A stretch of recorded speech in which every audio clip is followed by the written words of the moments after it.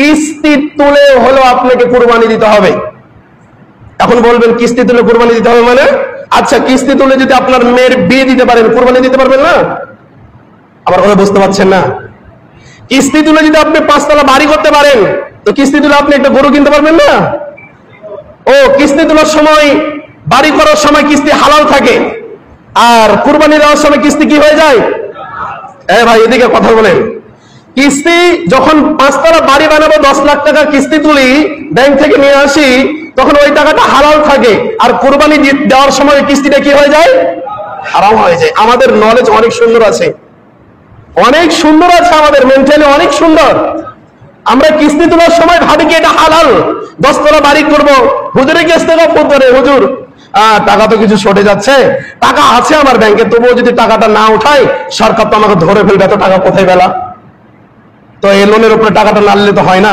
হ্যাঁ, হুজুরও ফটো দিচ্ছিলেন, সমস্যা নাই, হুজুরও তো ধোকাবাজ, লেন, সমস্যা নাই, চলবে। এখন আপনাকে আমি যেটা বলতে চাচ্ছি, আপনার টাকা জমা আছে, 5 তলা বাড়ির মালিক, আপনাকে ধার করে কুরবানি দিতে হবে কেন? আমি কি বোঝাতে চাচ্ছি শুনেন।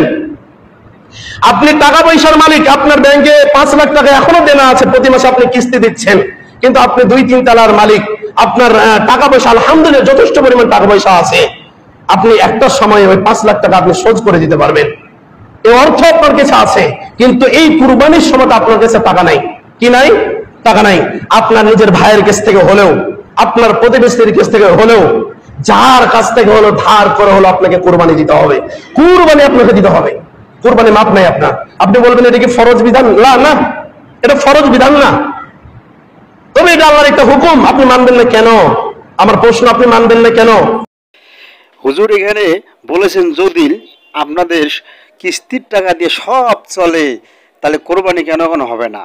বিষয়টা হচ্ছে এমনটাই যে আমরা কিন্তু সকলেই দেখি যে হারাম টাকা দিয়ে সব কিছু করি, আর কোরবানির বেলায় যায় বলি যে না, ওই হারাম টাকা দিয়ে করা যাবে না। তাহলে আমরা হারাম হালাল সবই বুঝি, তারপরেও আমরা এই সমস্ত কাজের মধ্যে থাকি। হুজুর এমনটাই বলেছেন। তাছাড়া যে কিস্তি তুলে কোরবানি দিতে হবে এটা না, বাধ্যতামূলক না, উনি বুঝেছেন আমাদের সমাজ ব্যবস্থা।